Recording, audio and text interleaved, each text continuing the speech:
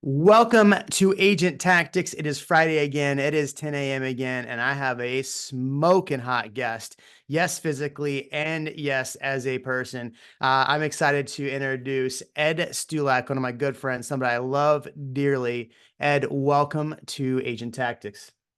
Brother, thank you for having me. I am very honored to be here, see some friendly faces and some new ones, and I'm excited to chit chat and hopefully leave everyone today with something new to take away so they can start implementing it and growing. So thanks for having me.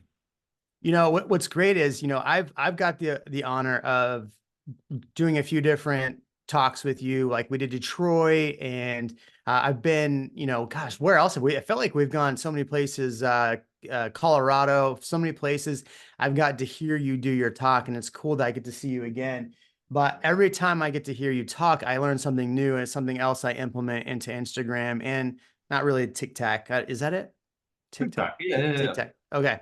So I'm gonna turn it over to you because you've grown a massive business from Instagram, TikTok, primarily as far as lead generating using socials. Give us an idea of what sales look like for you on a yearly basis, or just where you're seeing stuff come through. And then let's talk about some of the cool sales you have gotten because you got a huge, gigantic building off of an Instagram post. So I'll turn it over to you. Totally. Yeah, no, social works. It does work. A lot of people are skeptical. Those that are listening, those that are watching, you guys that are here right now, some people are very skeptical of social media. And does it even work? Should I even waste time on there? I feel like if I post, I don't get the ROI. There's so many constant obstacles that people are throwing in front of themselves when it comes to the game of social media that I find so irrelevant because social is so good and it does work, and you never know what that next post of yours is going to result in or who it's going to result in you connecting with. You never know who knows who. You never know who's watching. For example, this podcast, this show right now, this could be in front of someone that is going to change their life, their career, their path. It can inspire someone. We don't know what it can happen. Like, that's the beauty of social media is that you never know who's watching. So that's how I constantly think when I make that next post. Am I going to enlighten someone? Am I going to brighten someone's day? Am I going to piss someone off? Am I going to change someone's life? Am I going to get a new client? Am I going to entertain someone? What's going to happen? I don't know. But let's post and find out. And I've been posting and finding out for like 15 years now. And I'm not going to stop because, again, I don't know what the next post is going to do. I have a post waiting for today. I'm excited to post it. Don't know who I'm going to poke or who I'm going to enlighten. I have no idea, but let's find out, right? So, social, yeah, it works and it does wonders for my business. So, again, I never know who's watching or who's listening. For example, I love this story. I once had let's call him a teenager. He reached out to me, poor little kid, I don't know, 13 years old. And he said, "Hey man, love your stuff. Been following you for quite some time." And it was just a random message. And so I responded because some people might have not responded. Some might have chosen to respond, but I don't know what I'm going to talk to a 13-year-old about. What am I supposed to say? So I'm like, "Hey bud, thanks for the love. If there's anything in the world I can do for you, let me know." And his response was, "Yeah, my dad's a contractor. He just built 7 new homes in this area called Piscataway. Are you open to connecting with him?" Again, would that have happened if I didn't respond? I could have ignored him, but I didn't. And that happened in return. I didn't get the listings, by the way. But the fact that the opportunity happened is pretty cool. So yeah, does it work? It works. And this, as you said, there's a big building that I received from the opportunity of Instagram, a 180 unit building called Somerville Park, and totally a project that I never saw coming. Again, happened through Instagram. So long story short, yes, social works. It does wonders. Just yeah, don't stop. Don't stop posting. So let's talk about I think the important thing, right? Because I'm on Instagram, I'm posting like crazy, and I think the big question, and you can I if you're on, I can see you, you can raise your hand. What the heck do I post that's actually going to get me engagement, which is going to turn into a closed deal, Hmm. right? Because you've got so many different posts you put out. What are the content the agent should be focusing on to actually get business? And is it just the content? Because I know you have a really specific way of actually engaging with people. So let's talk about content, and then we'll talk about engaging with your audience. Cool. If I may, I would love to break this down into like two segments. Sure. So of course the clear answer to this is if you are a real estate professional and your ideal avatar is a buyer, a seller, homeowner, renter, developer, landlord, whatever, like that is the content that you should be creating for them is stuff that resonates with them. What resonates with your local homeowners or residents? Stuff that's locally targeted, talking about local stuff. If you're talking about Austin, Texas things, then talk about Austin, Texas things. Talk about the towns that are being developed, that are scaling up, that are backtracking, that are healthy, safe, moving forward. Like, okay, talk about those. Talk about the restaurants, talk about this, the nightlife, the fun activities, the touristy spot, the attractions. Like, talk about those things and almost be like that tour guide. Because when you talk about those things, people will go up and roar. And I'm talking to the master himself when it comes to YouTube. Like, you do this very, very well, and I've learned so much from you. People like yourself, Trey Serrano, Brad, McCallum, these are guys that are doing it right. But when it comes to content like yours, it's very specific for that ideal audience. So I took that into consideration and I started posting stuff like that. And the beauty behind this is that it starts conversations. A lot of hate will come from it. A lot of love will come from it. A lot of debates will come from it. And all of those categories result in conversations. And we don't really get business going until we have conversations, right?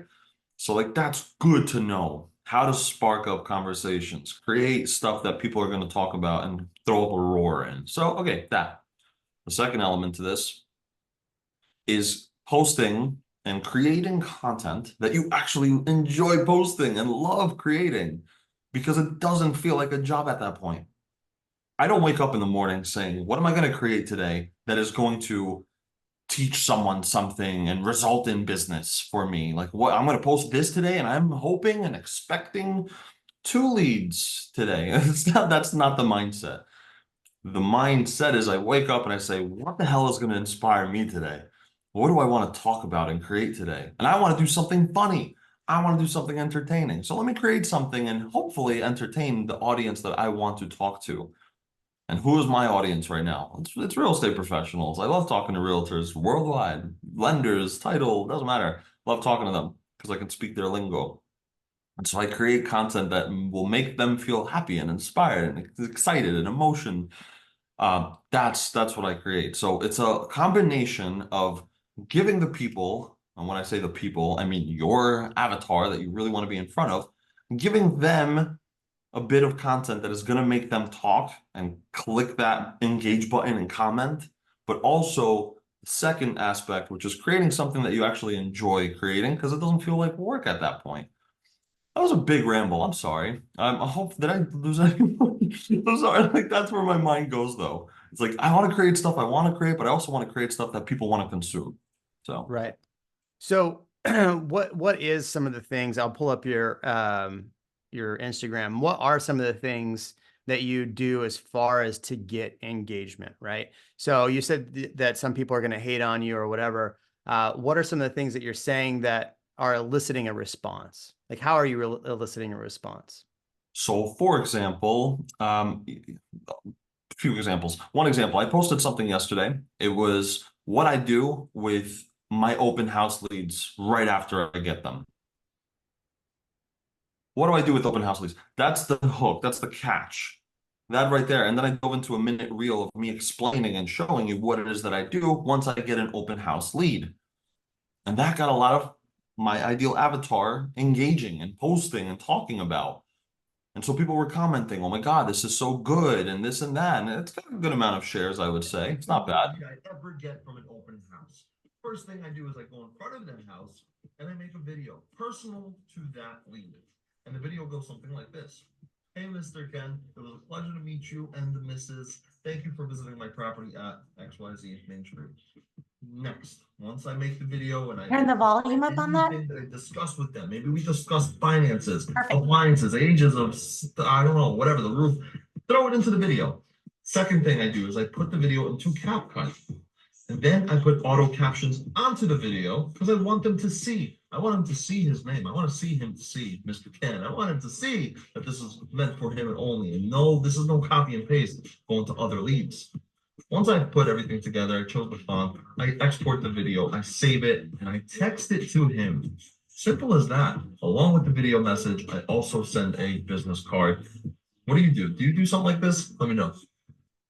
Here's what I do with every single lead I ever shut get up. from an open house. Be quiet. First thing I do. Got it. Okay, I got him. Be quiet, Ed. Yeah. So that's pretty simple. I mean, and all you did was just screen record you doing that exact thing. Yes. Yeah. So that elicited a response from a lot of realtors, a lot of people that would implement this. The comments were only, oh my God, this is great. Oh my God, this is next level. Oh my, I have to try this out. I have an open house coming up. I'm going to do this weekend. Perfect. Love it. Talk amongst yourselves. Go and give me the feedback. You know, that's my ideal avatar. Now that ideal avatar knows, oh, Ed taught me something today. The next time he posts, he'll probably teach me something again. I'm curious what he's got next. And if I don't follow through, then I'm going to kill my brand. That's what people mean by consistency. You got to be consistent. What does that mean? It means if you deliver really good today, you got to deliver really good tomorrow, if not better. So that, okay. The second type of content that I create is entertaining content. Stuff that is going to make all of us here, Rebecca, Chantel, Tammy, Jennifer, Rambo, so like all of us, we're going to laugh. We're going to laugh. Like, oh, that's so relatable. Like, I do that. Oh my God, that is so funny. I do that. Oh my God, my buddy John, he does that. I'm going to send it to John. He's going to love this. It's shareable content. And so when I see content created by other content creators, and they're creating something like, hi, my name is Ed, and today I'm going to show you this beautiful house, and it's this, and that. It's not shareable. I don't care. It's nice, probably, maybe, but it's not shareable enough. Or if it's something like, I don't know, me related content, it's nice. It's good to know you. But if that's all you're posting, then I'm just going to be tired. You're going to exhaust me. So I need something that I can watch, relate to, laugh at, feel some type of emotion to, and love it, and then want to share it. And so I find the second aspect to be super important too, shareable content. Ooh, that's good. Come up with shareable content. So, all right, let's say, okay, I'm Ed Stulak. It's 7 a.m. I'm on the toilet and I'm thinking of the content for the day, right? Yeah. Mm-hmm. Is that's where you come up with most of your ideas. You told me that. Because your book, which we're going to give out to somebody, is called Expose Yourself, right? So Yeah. that's where I imagine you're doing most of your thinking. Correct. In the back. So when you're planning out your content for something that's shareable and this, how are you doing that? And then the follow-up question is going to be, do you have a media calendar? How do you plan? That was from Rambo. Yeah, that's good. I'll answer the second question because it's really short. I don't have a media calendar and I don't plan. I'm not a planner when it comes to this stuff.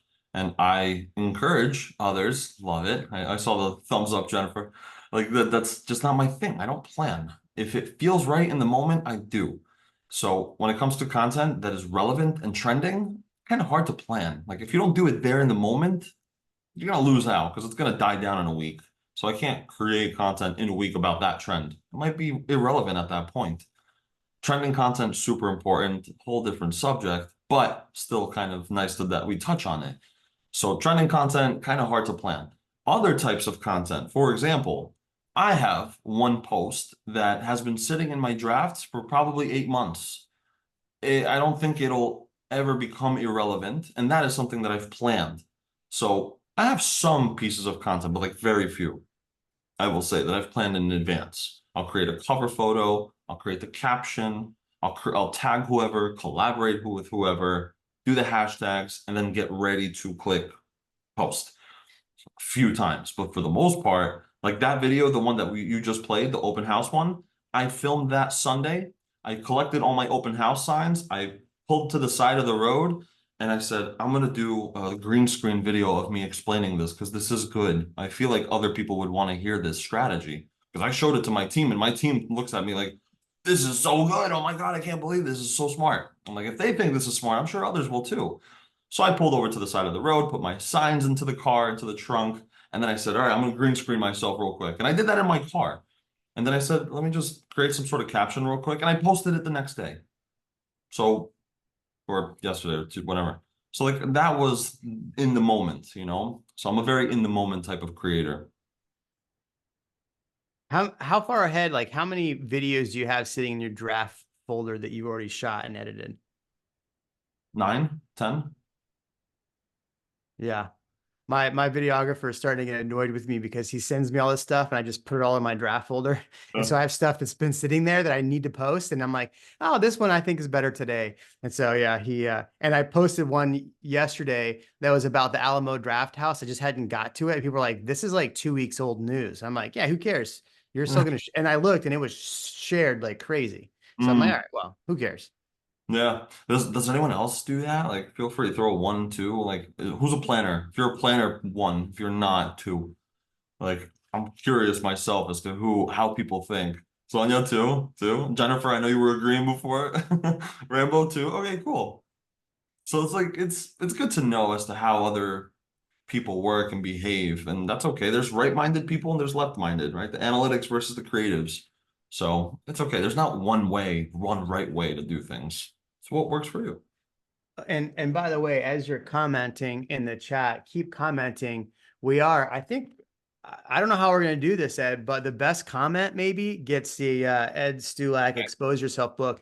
He's going to put a signed picture of him in the back page. So, I love to go with the funniest, most wise ass comment about the book title. That could okay. be one. I Yeah. have So some if fun comments. don't get too far off track, but if you write a really good comment that makes Ed laugh, you may get to see Ed expose himself. So. Yes. Wow, that was the best comment so far. I might just send you a copy. Thank you. Yes. I already bought the book myself. So, Or maybe ask a great question if Ooh, anybody wants to great ask a really question. great question. yeah. Rambo's got one so far. I like that question. Yeah. The media calendar or a planner. That was good. But yeah, long story short. Long story short. Yeah, What's the hottest thing you've ever exposed about yourself? okay. Okay. Honest thing I've ever exposed about myself. Ooh. Okay, all right, I'll go deep on this one. I haven't really like shared it publicly too much or anything of that sort, but I have OCD, and I don't want to say it's a hot topic, but it's like something I definitely don't talk about. So I'll expose myself. I'll be authentic. You know, it's something that's been in me for a very, very long time, and it's something I live with. And over the past few years, I've learned to make that my superpower, not a weakness. And that's a mental mindset, an obstacle I had to overcome, but I love it. It's who I am today. So there you go. I exposed myself. Good question. Thank you. In a second, I'm going to pull up. Let's go ahead and ask a couple more questions. In a second, I'm going to pull up your Instagram, and we're going to go through and look at some of your posts. And I want to hear from you which videos had the guest the best engagement. I also do want to talk about some like your follow farming in a minute. But let's talk about some of the photos that you've had that had good or videos that had good engagement and that have actually turned to business. So I'll pull that up in a second. But feel free to unmute yourself and ask a quick question. Okay. I have a question. Hey, Ed, thanks for doing this. So, one struggle that I have with Instagram content is it's short-lived, and people can only see the top 10 to 12, anybody that is following you for new. Of course, if they're interested, they're going to scroll down and look at more content. So, how much time do you think we should spend on it? As in, like, I don't want to, like, I used to do home tours a lot, which takes a lot of time to edit captions and then do a lot of transitions on it to make it more engaging. But again, what I have done 2 months ago, it's already down the line, and nobody's going to scroll down more than like 10, 15 posts. How do you change your mindset on, like, does it make to be even more easier so that you don't put too much time into each post, or how do I look at it? So you're saying the first impression that someone gets of your page when they click onto it and they see the first 12 posts or for the first 9 posts?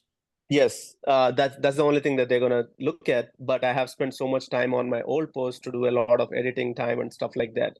So should I think of it as, should it be only quick content, or should I put more time into like making it more engaging? Always put time into it to make it engaging, because that short form content is old news now. Yep. Here's what I say. Your content, as significant as it is and you make it to be, it becomes insignificant within minutes afterwards. You could post something really inspiring and something super powerful like now, and I'll love it and I'll like it and I'll be like, Rambo, my dude, he did something good, this is good. But then goodbye, Rambo, bye. I don't know you anymore.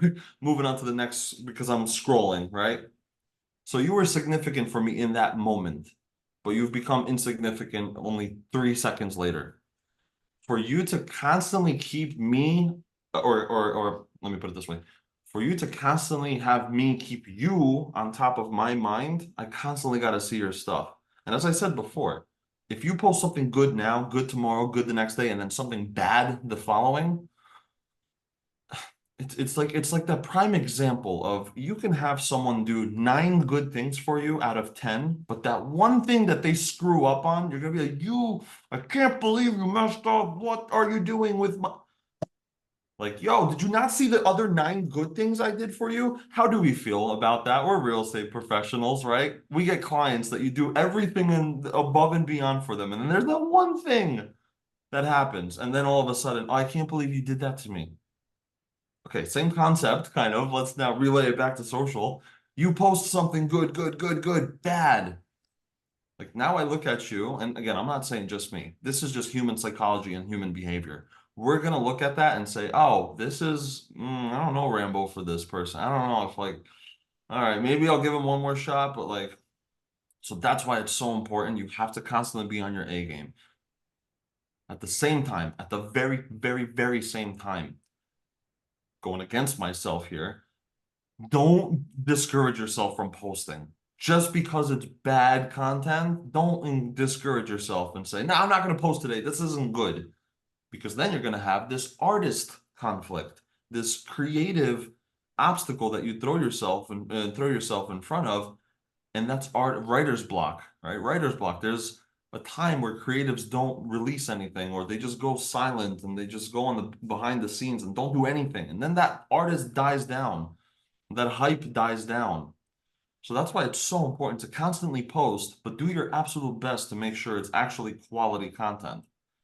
Meaning, if you're going to post something bad, make sure that the content behind it, when I say bad, film it with your phone. And if you feel like, oh, the quality's not good, it's too blurry, it doesn't sound right, okay, fine.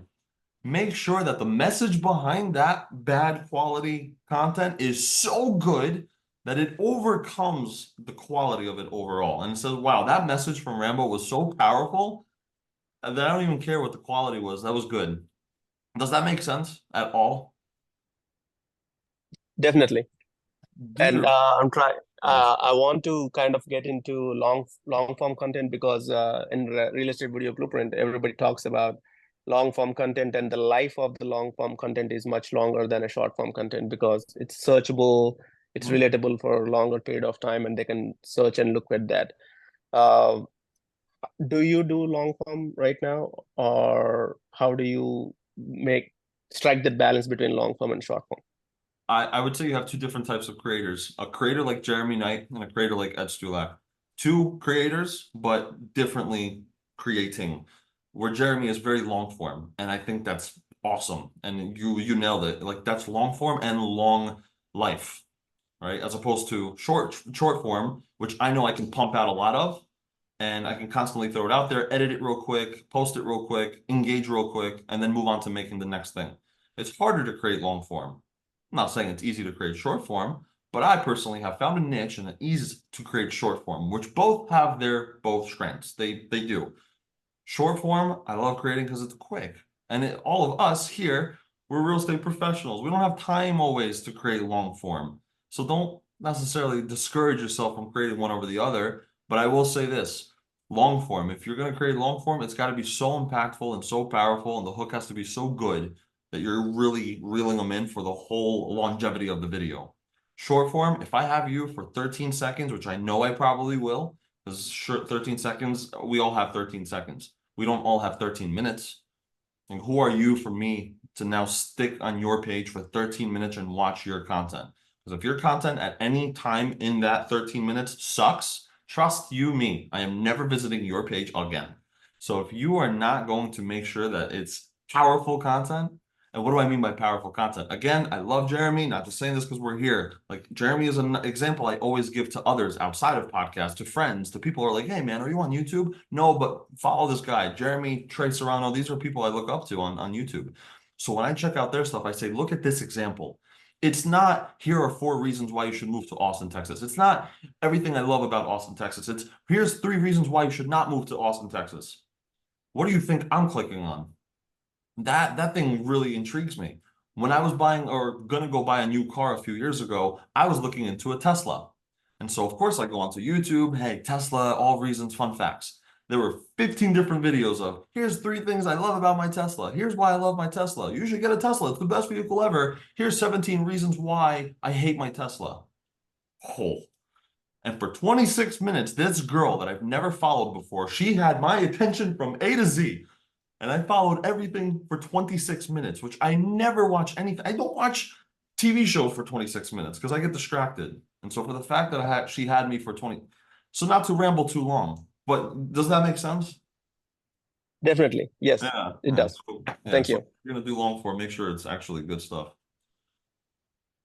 Well, I'm glad you went into that 25-minute tirade. That really helped kill some Thank you. time here.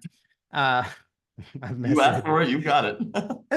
So let's look at your Instagram here. Let's talk about some of the content on here that you think has really worked.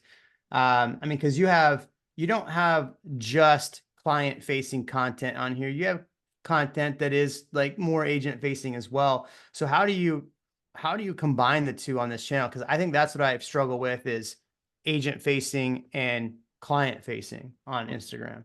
Mhm. I just post. I don't stop anymore. I just post. So initially in the early stages of my brand, I would say I posted a lot of things that I thought aesthetically looked good. And so I'm thinking I'm gonna make sure that 3 times a week I post podcast type of style videos. And then I'm gonna post this type of style video. And then I'm gonna do this type of post about my personal life. And it was too organized. And then with my time as it progressed, I realized I don't really have time to organize as I wanted to. So I'm just gonna now post, just post. And so now I do funny videos like this. I'll do posts that, a few slides ago, there was one of me and some monkeys. Like that was me on a family vacation. Like now I just post because I just have to post. So that was me overcoming my own obstacle, which was, Ed, be more organized with your content. Now it's just, Ed, just post because you never know who's going to watch and who's going to like what. I'm gonna report this video. Oh, thank you so much. And then I get haters like you. No, I'm just kidding. Oh, not I hate it. No, that was funny. Like coming up, see, that's the tough part when you're talking about short versus long form content. Like coming up with that funny little scripty thing where you're talking about, hey, we're at a funeral, right? I'm not as strong with that where I can deliver a message on what's happening in the market. I can deliver a message on what's happening. Even in my short form content, a lot of it is more of here's information versus like super entertaining. And so I think it's, when you're entertaining, it definitely goes a lot further. And that's why you're at what, 53,000 followers because you're entertaining. So I'm going to argue with you on your own show okay. I love it. because when we shot that video together and you had inspiration, you were super creative. I just think you need the right people around you to be that because you were funny. So I'm just going to tell you that it's in you. Okay. I love it. Speaking of, you can get Ed's book, Expose Yourself. Amazon link below. Okay. What are the questions we have for Ed? I mean, I want to get into the follow farming because earlier Rambo said something about showing up in people's feeds. And there's something that you do a lot of that I think helps grow it an Instagram or in it, probably a TikTok, Okay. that people don't think does. So I Mhm. want to get into that in a second. Heck yeah. Oh, I mean, can we? Okay, all right. Two things. All right. Yeah. Number one, I'll talk about the two different types of creators, because we were just talking about yours versus mine as an entertainer, and then of course Jennifer had to add in her 2 cents, which I totally agree with, and I want to talk about that. And the second thing, of course, let's dive into follow farming, because I think if anyone is going to get anything out of today that they can implement, it's that. And it's something that is gonna help you get at least one lead in the next few days, few weeks, if you do it right. Guaranteed, promise. So, first segment, the content creators. There are different, okay, from the TV shows that we watch, all right, from the TV shows that we watch, the movies that we watch, there are so many different genres of entertainment. There's humor, there's cool guy, right? Like you. There's a bunch of different documentaries, there's horror, there's scary, there's thriller, there's dramatic, there's so many. The actor and actress that you portray yourself in the content that you create is totally up to you how you wish to make yourself in that moment.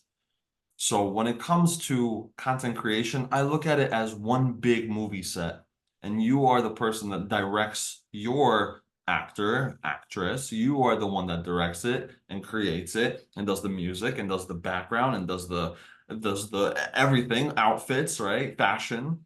Why do we think that there's at the end of movies there's like a 10-minute down the line of this person did this and this person did that? It's so long because there's so much behind content creation. That 1 hour movie took months to make, right? So now when I look at it in a smaller picture, smaller spectrum of what we do on a daily basis, you can be the person that's behind or in front of the camera and is very serious and very genuine and very educational. And I'm going to tell you all about the different things that we do in this area of my field, and this is why it's important. You can be that person, because there are those people that get a lot of views and engagement on those types of documentary movies or shows. And then you have people like, I don't know, Brad Pitt, that will play Mr. and Mrs. Smith and will be a funny guy, but serious at the same time. And then you have him in Troy, which Brad Pitt over there is just ripped, long hair, golden hair. My God, he looked so good in that movie. I would love him, yeah, if I was. Yep, anyway. So, man, does he do good? And he has different roles, different movies, different things. And I'm thinking, like, that's who I want to be, because I resonate with that. And so I know if Ed Stulak is going to get in front of the camera, he could be serious and tell you something about real estate, the market, but also I want to be Brad Pitt and Troy. Like I want to be serious and I want to do something fun and entertaining and like let me do that. Or I want to be Brad Smith and Mr. and Mrs. Smith. You know, like that's kind of where my mind goes. So kind of does that make sense? Maybe, I don't know. Maybe it made sense to myself. It made sense. And all of that, I really do think that you should get you, Bob Tompkins, and Greg Goad back together. Hmm. Uh, We can do that. We can have some fun. A lot of fun. That's some of the funniest content you guys shot. The one where you're speaking a different And language. then spitting on each other is very funny. I liked it. I enjoyed it. Thank you. Thank you. It's fun. Premature affiliation. I love that one. Pretty You much. boys. That's so good. But yeah, so there's that aspect. So is it cool if we get into Yeah, follow real please. quick? Cool. So follow farming. This is it's a method that we do for like the legitimate real estate professionals that are taking their business seriously, doing this full time, investing into their business. We probably know the terminology farming. We know to mail mailers to your neighborhood, the sphere of influence, your past clientele, the future ones, your current, and so on and so forth. And we do that. We do that stuff. Door knock, cold call. So same concept, a lot more cost efficient. Actually, it's zero. It's $0. It's just time that you have to put into this method that I call follow farming. So what is follow farming? Same concept as that, but you're doing it on Instagram. Same concept. And I'm going to keep this super tactical, super easy to follow. And you can do this again, as I said, you hang up and you can try. All you do is you go into your hashtags into the search bar and you search the areas that you want to work in and sell in and connect with. So, for example, Austin, Texas. What's a town around Austin that's a little smaller than Austin? Kyle. Leander. There you go. Leander. Leander? Okay. So what you would do is just type in Leander TX or Leander, Texas, right? And you search that hashtag. When you search that hashtag or location, you are going to notice others that are using that hashtag or using that location. Now, this is an area you would like to sell real estate in, yes? See. Cool. If it happens, great. Awesome. So these are probably people you want to be connecting with that are using that hashtag, because that is just telling you right there, hey, I'm using this area as a hashtag. I am in this area probably. So now you go onto that hashtag and you start engaging with those that have used that hashtag. And what do I mean by engaging? Well, for example, Jennifer, if I saw your post or your page and you've used that hashtag before, I'll click on your page. I'll like some of your posts that you've ever posted. I'll comment on one of them. I'll probably say something like, oh my God, I love your glasses. They look phenomenal. You got fashion. Love them. Little thumbs up emoji. Just an example, right? Something relatable, something that'll make you say, oh, this is not a spam bot or a random comment from a random. No, it's legit. I'll watch your stories if you have any that day, right? Like I'll really engage with you. And then lastly, what I'll do is I'll send you a video message on your DM. So now I'm going to video message you, Jennifer, after commenting on your post, after liking your post, after watching your stories, if that's applicable. And then I'm going to send you a video message. And that video message is me reaching out to you in a very personable way and saying something like, hey, Jennifer, awesome to connect with you. I just stumbled upon your page. I was actually searching the hashtag Leander, Texas, and you popped up. So I figured, you know what, from local to local, like, let me see if I can, maybe just show you love, show you some support. But like I said, I'm a local. So anything I can ever do for you from local to local, like, happy to help out. Chat soon. And that's all I do. That is it. I don't ask for your business. I don't ask for you to follow me. I don't ask for anything. I don't ask for nothing. Just hey, I acknowledge your stuff and I like it. And I'm also a local, so like I see the stuff you're doing, it's so cool. I see you're a realtor and I connect with you. That's the follow farming method. That's me planting a seed to someone that I want to have blossom into a new follow, into a new relationship, and most of all, a conversation.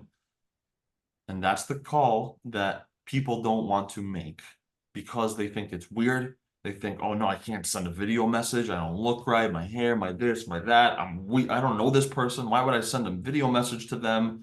All these different rebuttals, and that's okay. But then I will argue that, and I will argue your rebuttal and say, we do the same thing when cold calling or door knocking. I'm showing up to your house uninvited and knocking on your door anyway. And instead of being in person, like I'm sending you a video message, which you have the option to reject, decline, or watch and respond. But the conversion to that is so much higher and less odds of me getting your finger stuck in my face saying, hey, go fly a kite when I knock on your door. So I'd rather do the video approach. And now they follow me, potentially. I follow them, potentially. And now we grow. And now conversations start. And now what happens? I don't know. That's all up to you. At that point, that's on you. But that's follow farming. Does that make sense? So that's, yeah. Is there a follow-up to the follow-up, Ed? Meaning you reach out once, maybe they respond, maybe they don't, and that's fine. And then do you do anything that says, hey, man, I'm gonna potentially start looking at farming in this area or selling in this area or whatever. I'm gonna reach back out to those people. Do you have anything in that? No, your I don't overthink it. OCDism? Yeah. In your strategy? Yeah. Because it's super smart. I mean, I love that. I often leave a voice, but I don't leave a video. So I love that you've taken it to the next step. Video captures emotion. It captures my face expression. It captures me saying hi or hey, two different introductions, right? And if you see one over the other, you might get a different feel and an impact. Again, it's the psychological behaviors of us. If I say hi versus, hey, what's going on? It's, oh, I know I'm going to take this conversation, more friendly approach. So this is why I love video. You can see my face, you can hear my expression, and you can see who I'm actually talking to. So, hey, I figured I would put a face to the voice, or I figured I would put a face behind this account, and now you start talking. And it's just a different approach, it's a different feel. Do I have a follow-up to the follow-up? No, not necessarily, unless it's an account that I truly want to connect with. For example, the local bakery around the corner, like I really want to connect with them because, oh my God, they have so many locals visiting every single day. I need to be in front of them. That's a different story. I will absolutely follow up with them. And I'll tell you how I follow up with them. Ready? Yeah. I will go ahead, send a video message to them, right? I'll do this whole follow farming strategy. I'll stumble upon their page. I'll check them out. I'll leave some comments, messages, likes, send them a video message. And now let's say they don't respond, but I really want to connect with them. I'll send another video message, maybe a few days later, maybe a few weeks later, whatever. But I'll put it in my calendar. I have a thing in my calendar. I'll show you right now what it looks like. Be a man of my word. In my calendar, I have, hold on, let's see if it'll focus. Maybe not, sorry. I really want to show you this. Come on, there it is. You see, it says follow farming FU. Right there. Yep. Follow farming FU means follow up, by the way. I have a follow farming follow up. So in there, I have my notes, and the notes have the username and then any sort of little note for myself that I remembered about the account. So maybe I'll say, like, for example, username local bakery _, and then little dash. I connected with this account 2 weeks ago, need to follow up. And so now every Friday comes around and I'll follow up with them. I'll follow up by sending another video message, whatever it may be. Point being, that's my number one, part one to this follow-up, okay? Part two, it's a bit more personal. Ready? This is a little bit more traditional too. I will walk my behind into their bakery and say, hey, good morning, nice to meet you. By the way, love your stuff, love everything. Who's the social media manager? Who manages your account? Oh, it's Sarah, she's in the back. Can you go get her? I've been talking to her. I just would love to connect in person. I figured I'll stop by. And then Sarah walks her pretty little behind to me. And now we engage and now we talk. Expose yourself.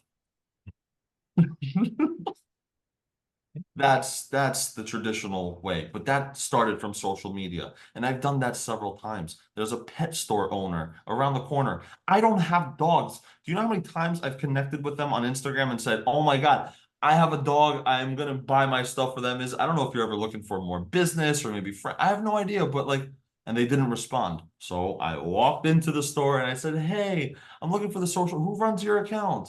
Oh, Jeremy in the back. Great. Let me connect with him. I would love to put a face behind the account. And then we shake hands and we connect.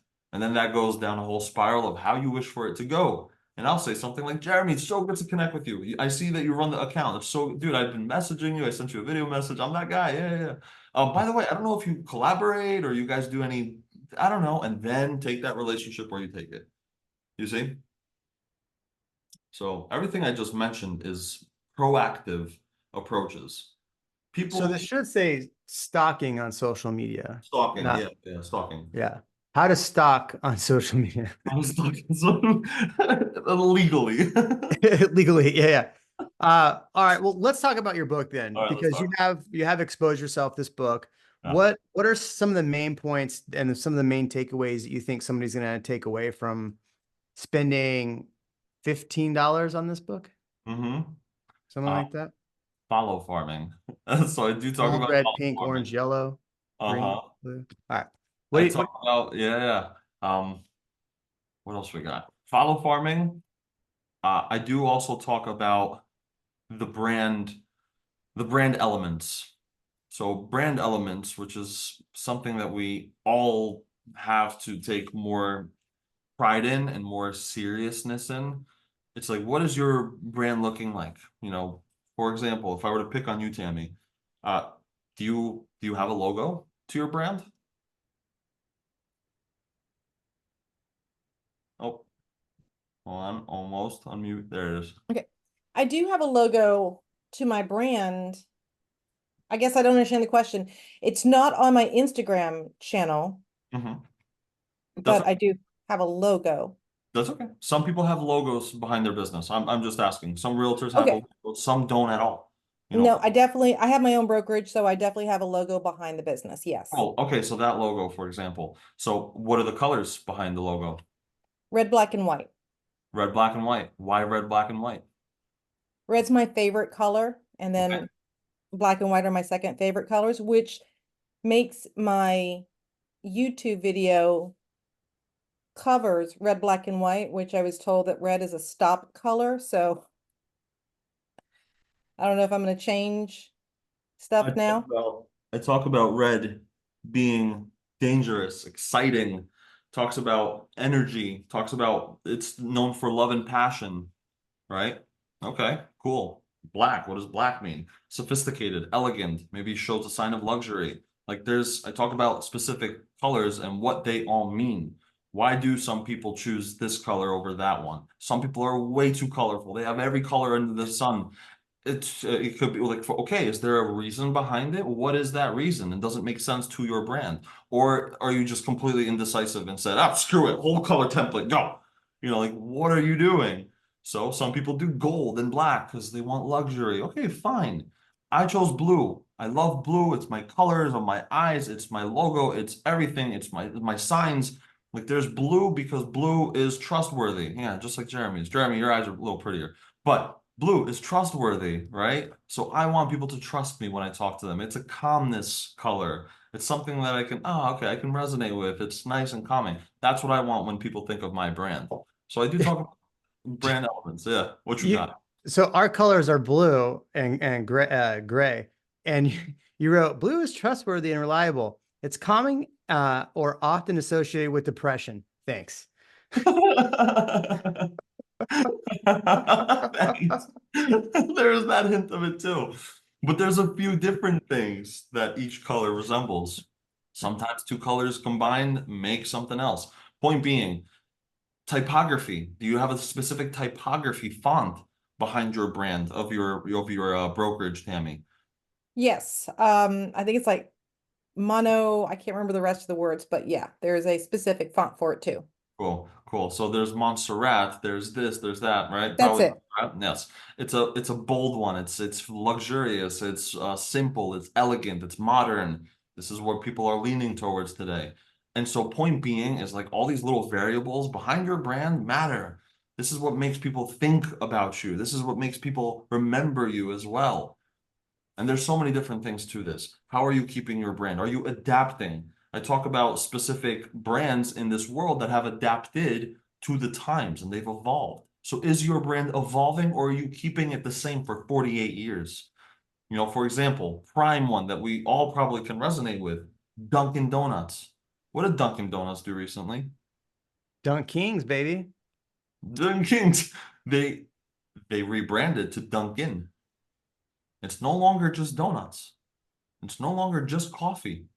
Now they have breakfast. Now they have this. Now they have that. Now they have, oh my God. Right. So now they've evolved more than just Dunkin' Donuts. They're no longer just donuts. They have a lot more to their brand. They've evolved. They've caught up with the times. And now there's new competition coming into play that is offering other things like Starbucks. Starbucks now offers cake pops and this and breakfast sandwiches. There's so much to this. Point being, we are all also evolving and we need to catch up with the times. So has your brand stayed the same as you're drinking a Starbucks? Like is your brand changing? Is it evolving? Are you keeping it the same? What are you doing? Well, it's a fairly new brand, 2019, so it hasn't changed, but I definitely resonate with what you were talking about the kind of content that's going up. Mm-hmm. I think that's changed Mm-hmm. Mm-hmm. from where I started and what I'm putting up now, and definitely it's everything because I do brokerage, so I work with agents, but then I also work with buyers and sellers. And sometimes I'm hearing different things like know your avatar and post only that. Mm-hmm. and overthinking it because I did 3 tour videos in a row. So then I had some unsubscribes that probably were worried I was going to do more tour videos instead of talking head videos, Mhm. and still just, holy shoot, just trying to figure it all out. And It's okay. where am I going? That's the tough thing about especially YouTube. The Rambo can probably attest to this. So like Raj only does just tour videos. And anytime I want to put one of my listings on YouTube, I know it can't go on my regular channel time. Like, so if I'm posting every Tuesday, right, I cannot put that as my main channel video for that. It's got to be like a pop-up video, like we added this, or a second channel. I'm trying to be, I mean, I'm pretty consistent on my YouTube as far as I've got a relocation channel. That's my main one. And then I've got my seller channel, which is my paid ads on that one. And then on Instagram and TikTok and Facebook, I'm honestly just putting up whatever I feel and hoping, I mean, I don't know. I don't have enough content to be any one thing to post enough, but I have a lot of thoughts and feelings on everything else. So I kind of just, whatever I'm dealing with that day, I will just share on those channels and see how it works out. Sure, sure. It's again, what do you want your brand to be presented as, and what do you want people to perceive it as? If I see you and you're posting 48 different things all the time, and they're all different, and one is family, one is vacations, one is business, one is this, one is that, one is talk about Instagram, one is about YouTube, one is talk about like who are you? I don't know what you are exactly. It's too much for me to consume in my tiny little brain. Everyone's brain is so tiny today, so I need to understand your brand in an elevator pitch style. I need to know, Tammy's a brokerage owner. Oh, this is, red, black. This is her. I see red, black. I think Tammy. In the book, I also have a specific tab, specific page where I talk about, for example, Tammy, let me play this on you. Okay. And if you get the book, you'll see what I mean. There are 3 questions that I have for you, and I want you to answer them as fast as you can. Can you do that for me? Okay. Yes. Okay. Think of a coffee company. Go. Starbucks, Think of a electric car company. Tesla, Think of a watch company. Rolex. Okay. Literally, those are the answers that I guess in the book that you're going to say. Starbucks, Tesla, Rolex. Okay. Exactly. You nailed it 100%. Some people say, oh, like a local coffee company. That's okay. That's good. Perfect. They are obviously top of mind. Starbucks, Rolex, and Tesla are doing something so significantly well for them to be so on top of your mind that if someone says, Tammy, what is your favorite Starbucks coffee company? Starbucks comes to mind immediately because they're doing branding well and they are so compacted with their brand for you to consume it easily and digest it.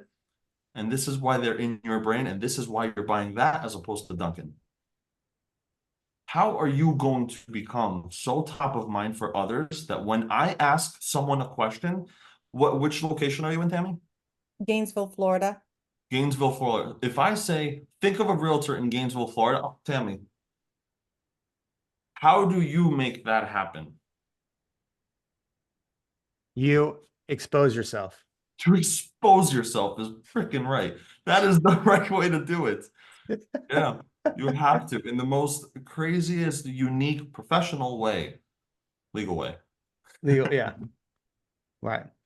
Well, all right. Look, we're at an hour, man. I appreciate all of this. I could go on a whole nother hour with you. But we got to give away a book. You, my friend, have to give away a book.